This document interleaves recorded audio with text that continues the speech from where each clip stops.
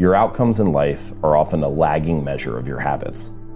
We think the thing that needs to change is the bank account or the test score or the number on the scale, but actually the thing that needs to change are the habits that precede those outcomes. Rather than making the goal the default, the thing that you focus on almost exclusively, let's make the system the default, and then only check in on the goal occasionally to see if we're moving in the right direction.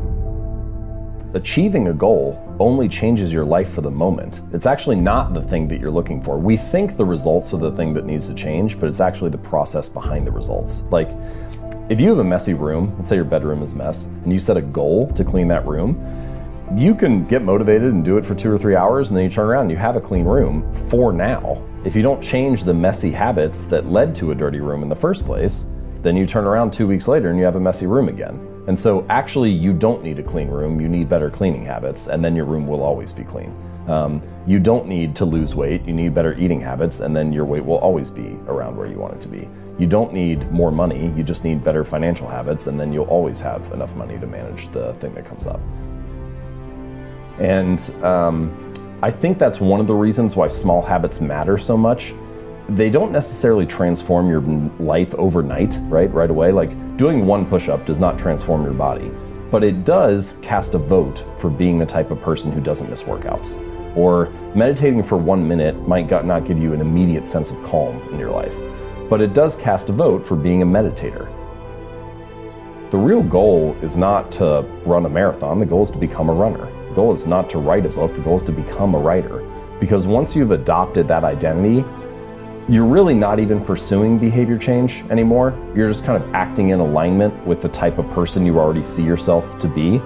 It's kind of like true behavior change is really identity change. Because once you've changed that internal story, it's way easier to show up each day. You're not even really motivating yourself that much to do it. You're just like, this is who I am now.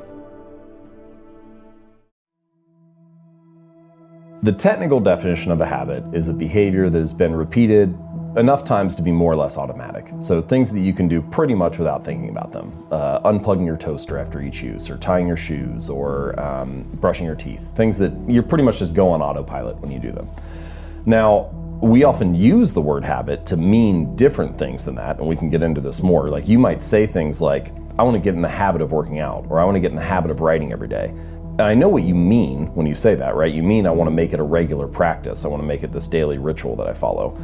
But you're never going to go like on autopilot and forget what you write for an hour, right? Like, it's a more effortful, conscious thing. And so we can talk about some of that distinction, particularly with making habits easy. What you really want to do is make the beginning easy and automatic, and then the rest of the routine can follow naturally, even if you're consciously thinking about it. So that's what a habit is. It's this automatic response. Now, why does the brain build them? What role does it play? Well, as you go through life, you need energy to survive. And this is true not just for humans, but for all organisms need some kind of energy to survive. And getting energy requires energy. You need to eat food to be able to walk around and find the next meal. And using energy is expensive because the more energy you use, the less you have available for the other things that life throws at you. And so your brain is looking for ways to conserve energy whenever possible. And habits are a great method for doing that. And it makes that whole process of finding energy, solving the problems of life, and getting through things easier. It requires less energy and attention and effort than it did before. I started to realize, similar to what I hinted at a moment or two ago, that both luck and habits play a role in life, but that you have control over your habits. And the funny thing is, we're building them all the time, but a lot of people don't feel like they have control over their habits. They feel like their habits are taking control of them, that they're like a victim of these bad routines. And once you start to dive in a little bit and like uncover the layers and realize what a habit is and how it works, then you start to develop a little more control over it. And I think if we're going to be building habits anyway, then it makes more sense to be able to understand how they work and how to structure them so that you can be the architect of your habits rather than the victim of them. It's not that luck and randomness and uncertainty don't play a role in life. They do. You know, luck is a part of all of our lives to a certain degree, both good fortune and bad. But by definition, you don't have control over luck. And your habits also matter. And I think that the reason they're so worthwhile to focus on and understand is that they are the portion of your life that you can influence that also determines your outcomes. It's not just luck, it's not just habits, but one of those you have control over. And so it makes sense. The only reasonable strategy is to focus on what you can control. If you spend all of your time focusing on things you can't control, then you're just going to end up frustrated. Talent and genes, they play a role, and it's important. You know, people have natural predispositions to things that make them better. But what you find is that nearly always when someone is a great performer in a particular domain, they are both well suited, so naturally talented or have some kind of predisposition to that area, and well trained. And so even if you are talented, you can't succeed without having great habits to execute and to fully realize the potential that you have. A lot of the time people talk about, I want to have more money, or I want to lose weight, or I want some kind of result. But the truth is, your bank account is a lagging measure of your financial habits. Your weight is a lagging measure of your eating habits. Your knowledge is a lagging measure of your learning and reading habits. And so it's actually, we think the thing that needs to change is the bank account or the test score or the number on the scale, but actually the thing that needs to change are the habits that precede those outcomes. How do we come to believe things about ourselves? Because when you come into the world as a baby, you don't have any preset beliefs or notions. That's not to say that, again, your genes don't matter. They certainly matter in some sense, like your height might be more or less baked into your DNA. But we all realize that if you grew up in a different culture or a different religion or a different community or household, you could adopt completely different beliefs if that was what you were raised in.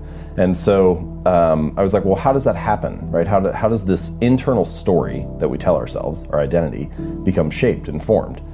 And I realized that it's mostly through the repetition of that story. And so what you come to realize is that your habits reinforce a particular identity. And sometimes this can be positive and sometimes it can be negative. The story could be things like, I'm bad at math, or I'm terrible at remembering people's names, or I'm not good at remembering directions places. Yeah. And all of those that's just an internal story that you tell yourself, but each time you have an experience that reinforces that, the story gets solidified. And so I think the method, the takeaway here is that every action you take is kind of like a vote for the type of person you want to become. And if you can master the right actions, if you can master the right habits, then you can start to cast votes for this new identity, this desired person that you want to be. I should say goals do serve a purpose, right? It's not that they're useless. They are good for setting a sense of direction and clarity, so figuring out where do I direct my attention, and they're good for filtering. And what I mean by that is it's very easy as you go throughout life for people to come to you with a different opportunity, or you find out about a new area that you're interested in, and you start to say yes to things because, oh, this is new and exciting. But if you have a goal, it's much easier to say no to the things that intrude. A goal is focused on the outcome. A system is focused on the process. So it's the series of habits or steps that you take to get to that ultimate goal. There's sort of this like yo-yo effect, right. Like someone trains for a half marathon and then they run the race, and that race motivated them to train for the last 3 or 4 months. And then the race ends and they stop, they take a week off, then a week turns into 2 weeks, and then 2 months and so on. And then they turn around like 4 months later and like, man, I haven't ran in months. Like I need to sign up for a new race or something. Because if it's all about the goal, as soon as the goal is achieved, you don't have that motivating you anymore. But if instead it's about being a runner, then even once you finish the race, you still have a reason to show up again the next week, because you're like, well, that's what I do is I run. That's who I am. Right. And so I think that's a more, in pretty much any domain, true long-term thinking is really goalless thinking. It's much more about being that person, developing that identity, following that system, and then you just happen to realize your potential along the way. It feels insignificant on any day, but then you turn around 10 years later and it's actually, you're surprised by where you end up. And that's a hallmark of any compounding process, that the greatest returns are delayed. And so habits are like that too. They don't feel like much on any given day, but they really add up over the months and years.